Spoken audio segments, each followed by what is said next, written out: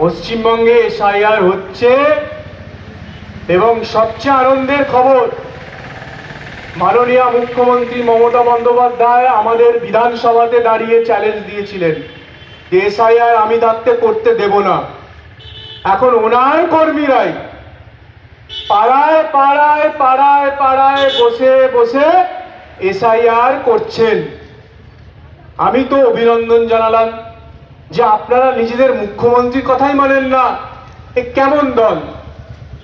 দলের যে নেত্রী, সর্বোচ্চ নেত্রী মমতা বন্দ্যোপাধ্যায়, তিনি বলছেন এসআইআর করতে দেব না, অথচ দেখছি আমাদের খড়গপুরের সমস্ত তৃণমূলের নেতা তাদের ওয়ার্ডে ওয়ার্ডে এসআইআর করছেন।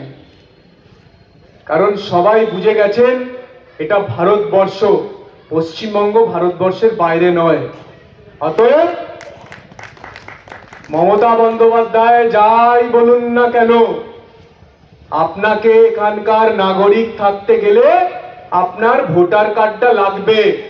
অতএব নাগরিকত্ব চলে গেলে, ভোটার কার্ড চলে গেলে মমতা বন্দ্যোপাধ্যায় কালীঘাট থেকে আপনাকে কোনো ভোটার কার্ড দিতে পারবে না। সেইটা তৃণমূল কংগ্রেসের নেতারা বুঝে গেছেন। সেই জন্য ওনার নেত্রীর কথা পাত্তা না দিয়ে দেখুন মোড়ে মোড়ে পাড়ায় পাড়ায় এসআইআর ক্যাম্প বসিয়েছে।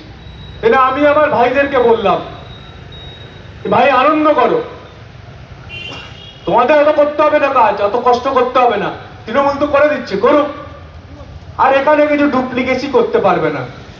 অনেকে ভাবছিল নাকি টিএমসি অনেক এসআইআর করে ডুপ্লিকেট করে দেবে, ডিলিট করে দেবে, অমুক করে দেবে, কেউ কিচ্ছু করতে পারবে না।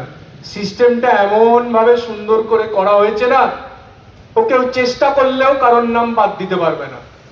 কেউ যদি চেষ্টা করে তাও পারবে না। সেজন্য নিশ্চিন্তে থাকবেন।